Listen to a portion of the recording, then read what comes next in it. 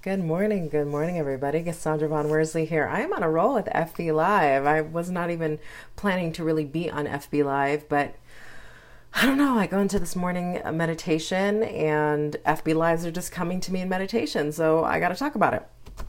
Here's what I want to talk about today.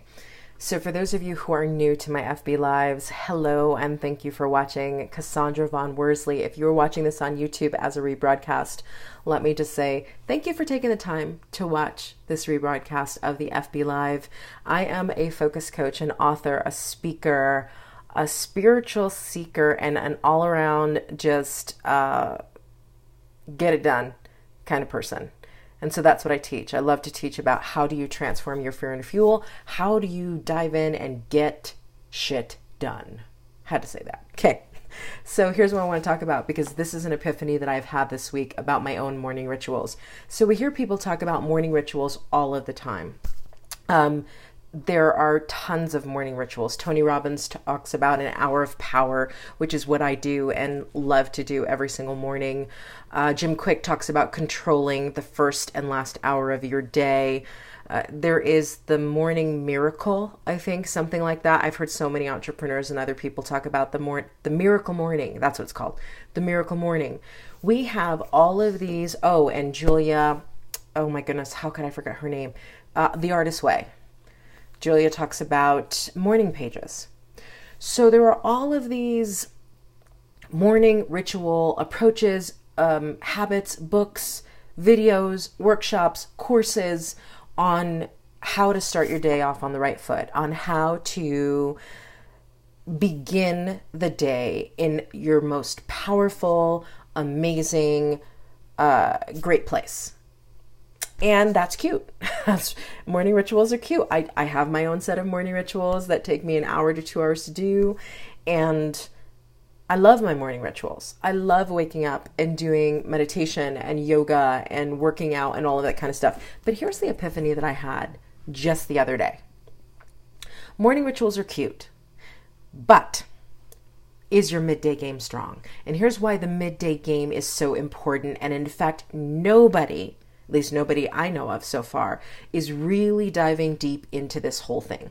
So what I notice about my own morning ritual is that I start the day off really strong. A, I'm a morning person. I wake up at 4 a.m.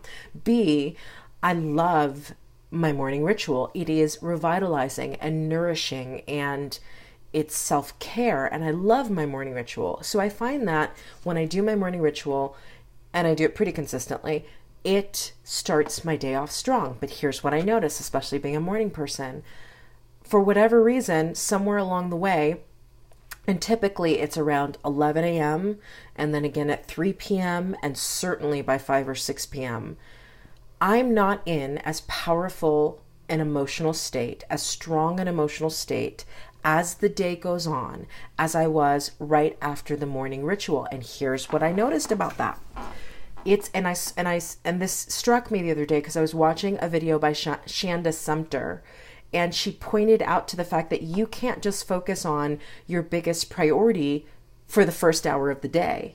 You literally need to make sure that you are focusing on your dreams, your priorities, your goals throughout the day. And this is where it comes back to the morning ritual. I keep asking myself, why is it that my mornings are amazing? And they start off amazing. And then as the day goes on, limiting beliefs come in and fears come in, and my emotional state goes down. And it's hard to even maintain a high level of energy and strength and power. And you know why that is? Because while the morning game is strong, my midday game is weak. And here's the thing that I want to ask you. What does your midday game look like? For many of us, we've got a very habitual ritual. We've got a strong morning game. We know how we want to start the day. But do you continue that with a midday game? What do you do in the middle of the day when your energy wanes to re-energize yourself, to shift your emotional state, which you can shift literally in seconds, to get yourself back to the place of knowing where you want to be, how you want to feel, what your core desired feelings are, and what it takes to get back there? You know what? Here's the thing. Right now, I don't have a midday game. it's just dawning on me. Oops. It's just dawning on me that I need a midday game because I'm not a night person. So as I get closer to the evening, I'm like, I just start to wind down. And B, I don't necessarily, I think that's a limiting belief too. I don't have to be sluggish at night if I don't want to. But having full force and full energy is really going to require that my midday game is strong. And I think that's where most of us miss the boat. We have a very strong morning game. We've got the miracle morning and rituals and, Tony Robbins' Hour of Power, but is your midday game strong? In other words, do you have a process for the middle of your day where your energy starts to wane, where you sort of, things are coming at you and you've got to put out some fires?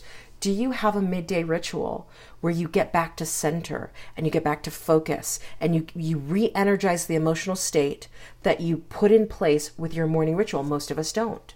So morning rituals are really cute. They're amazing. I love my morning ritual. I start off the morning strong. But if I don't find a way to come back to that, if that's 20 minutes of deep breathing at 1 p.m. and then looking at my goals again at 3 p.m. and then before I wind down, having a gratitude fest at 6 p.m. We've got to have not only a strong morning ritual, we've got to have little points throughout the day where we come back to center, where we come back to focus, and nobody's talking about it. Everybody's like, miracle morning and hour of power. It's great to start off the day great. But here's the question. How are you keeping that momentum and that power and that emotional state throughout the day? It's possible. And so I had this epiphany that my midday game is not strong. My evening game is not strong. So one of the goals for myself this week is to develop rituals, short little rituals, 5 to 10 minutes that I do at maybe noon and 3 p.m. and 6 p.m. so that what I cultivated in the morning with yoga and meditation, I continue throughout the day. So I'm going to leave you with that question. Your morning ritual may be strong. It may be powerful, but is your midday game strong?